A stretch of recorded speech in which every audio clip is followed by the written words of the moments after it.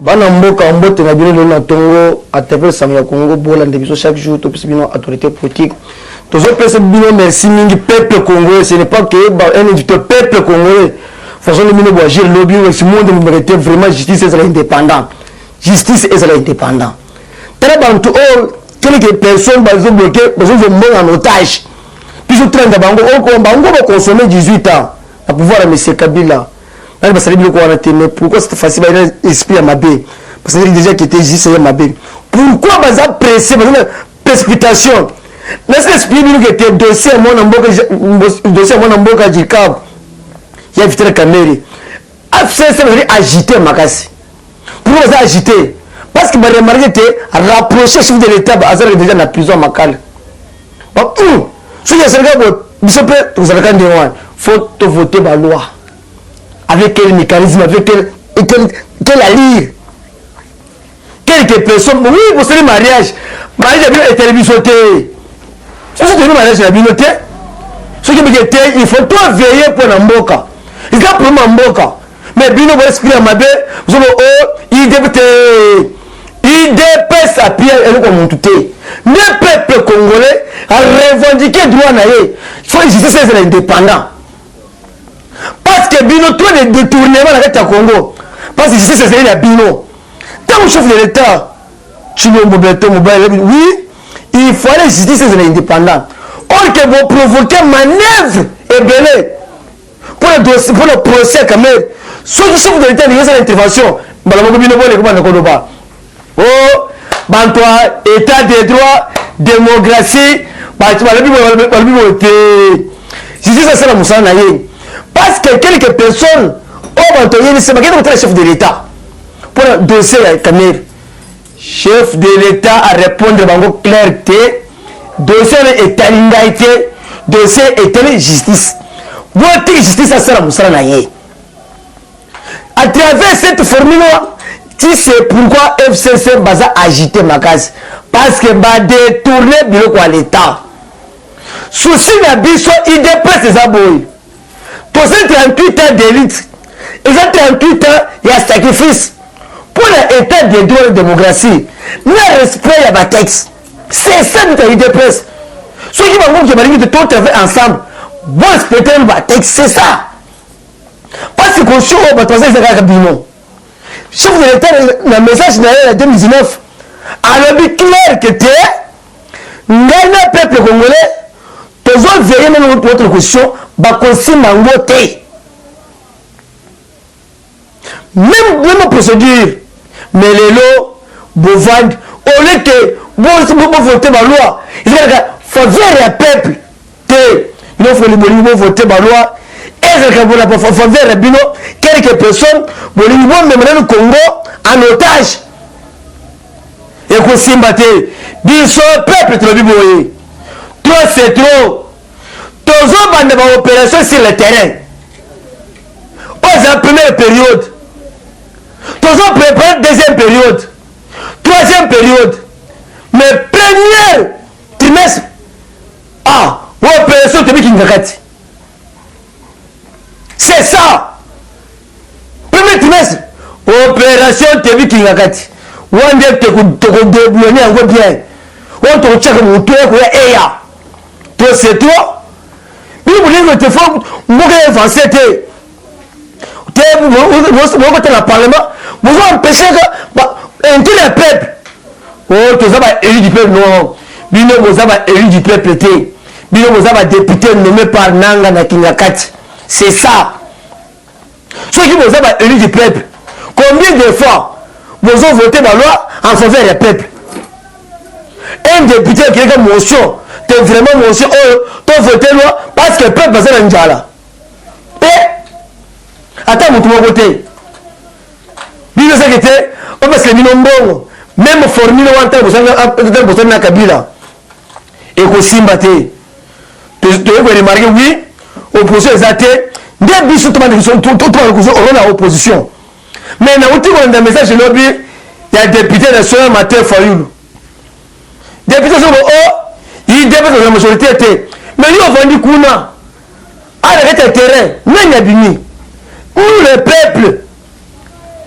peuple tous les bino qui était moi vigilant moi on début chaque jour tu vas passer un message puis tu vas veiller bango ceux qui te disent moi problème tu vas passer un message tu vas action c'est ça parce que bango esprit à ma belle bah il y a été bon intérêt individuel et ça bien été à travers message à ma belle il y a Ninako on va quitter Tabamata tout ça majorité nous sommes majorité ceux qui nous sommes majorité pourquoi vous nous jeter bino boza majorité mais peuple tout ça majorité cette fois-ci tu as changé formule ouais la première période la première période tu peux signer moins couché deuxième période quoi troisième quatrième mais premier trimestre ah une opération ma belle un faire kingakati wande tout ça opération qui tombe malade tout déboulonné tout nettoyer sanitaire sur bakabiliste et ça ma belle il faut dire Congoté pourquoi chaque fois par mois quand ma député va lobby ma député va sali c'est-à-dire que deux chambres de parlement moi que c'est bino deux chambres de parlement moi que c'est bino donc on peut c'est bino tenté parce que tu es méchant au Sagrate cette fois-ci. Tu es un canet au Sagrate.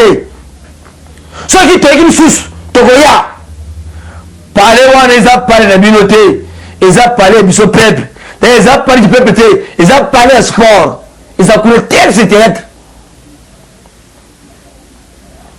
Parce que cette fois-ci, tu dois travailler.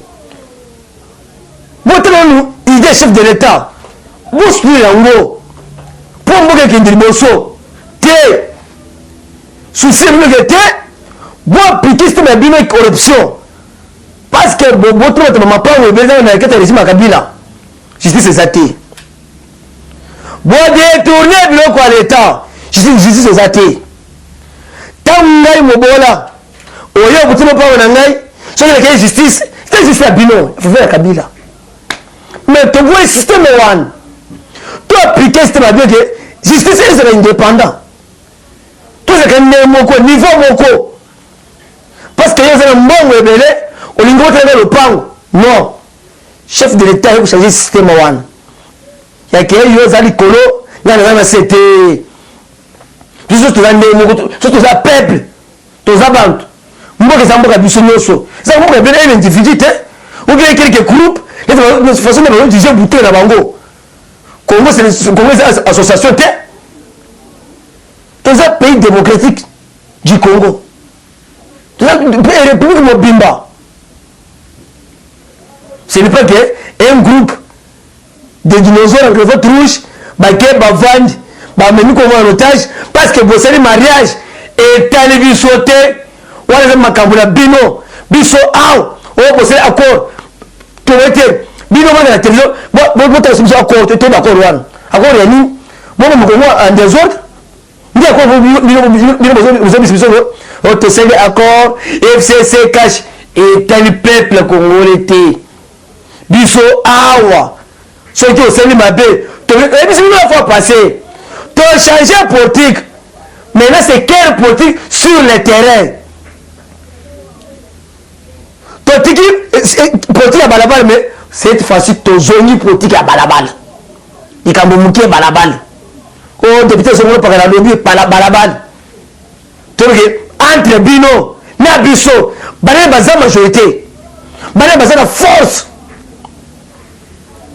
que ça me congolais on est que bon voir la partie du peuple on peut être musique la bino on peut être ça théâtre mais bino bozo quota on te remarqué te voter loi c'est le bino ça raconte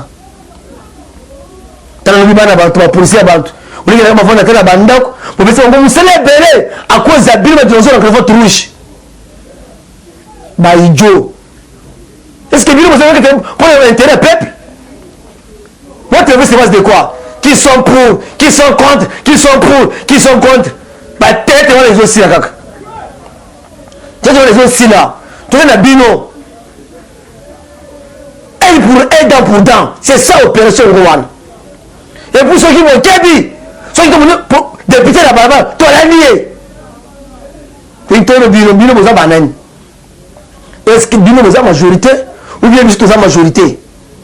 Pourquoi pas? Tant que chef de l'État sont raisonnés pour le Congo, bino sont raisonnés pour intérêt privé en faveur de Kabila. Ou Kabila ça présent son temps. A dirigé Kabila dirigé Kabila bête Nintendo a belle risqué mais Kabila Angola 18 ans. Mais toujours le président congolais, esprit de congolais, peuple congolais, pour travailler la vision naïe. Si vous avez besoin de monter au malam, il en est eux. Tout est dans le bon son. Mais nous avons voté, nous avons fait le président. Quand nous n'avons pas président, hein? Et que vous êtes peuple te vendre, te télévision, on a la télé, vous avez le théâtre, vous votez la loi en faveur de la bino. Magistrat, il faut pas dépendre pas Bino. Ah, ça fait mal. Ça fait mal. Magistrat, il faut dépendre pas Bino. Juge, il faut dépendre pas Bino. Ndeko tokotika Bino te.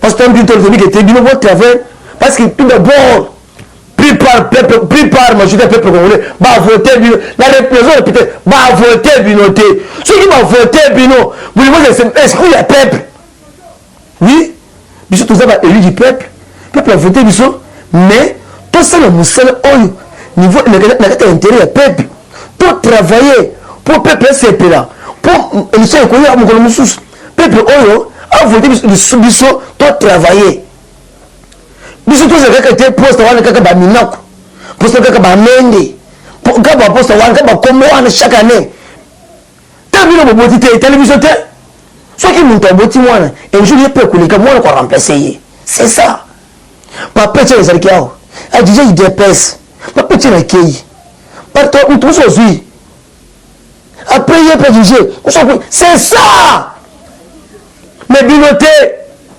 Oh, il faut que le directeur entreprise soit par il faut que Bino. Il fallait nommer DG, il faut que Bino. Mais Bino Botangi pour les Kabiso. Bino Bozana Mayele pour les Kabiso. Bino Bodinja pour les Kabiso. D'ailleurs, Bino vous avez une expérience à vous diriger, nous avons une expérience à détournement. Expérience, il y a comment tu veux pas vendre. Une expérience en Rwanda. L'expérience bino boza yango wana o bino bo dirige bo seli 18 ans te 18 ans bino bo seli ya buzoba ya détournement ndeba expérience bino boza yango wana malgré chef d'état so beko Kabila za président sortant sénateur en vie so inga na travailler et moko na kutume ba so na pisa idée wala za langage politique Kabila de A à Z, à la notion de mon côté, il y a le chef de l'État. Et je dis, je vous confirme, Kabila, à de mon côté, il y a le chef de l'État. Exactement. Ceux qui ont le chef de l'État, idée, il y a whisky, na bangi. Mais le chef de l'État, à sa communauté, moi dans Zambie, à ce moment-là, il y a quelques Bible. Tu as le chef de l'État, même l'Ibanda, même la Congo. Il y a des versets. C'est ça.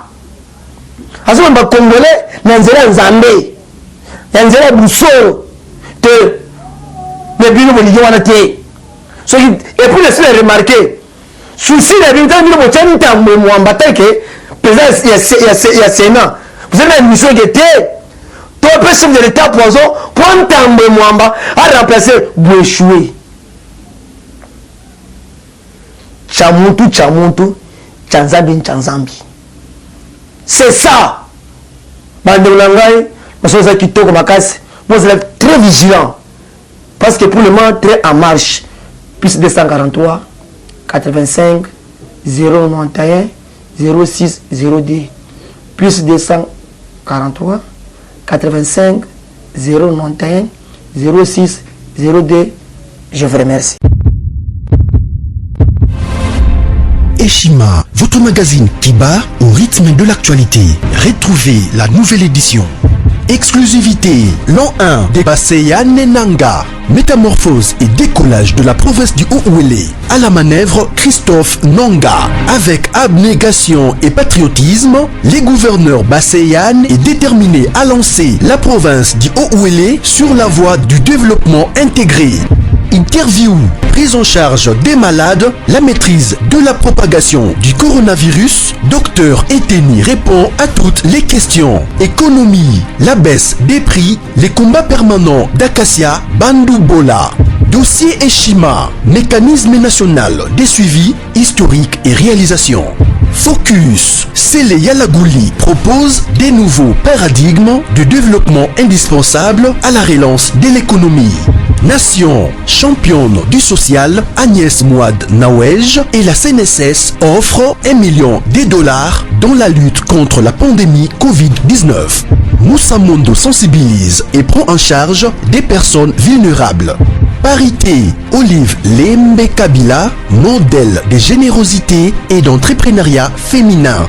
Afrique, un déconfinement aux multiples facettes. Retrouvez l'intégralité du magazine Eshima dans les kiosques. Eshima Magazine, un nouveau standard d'information.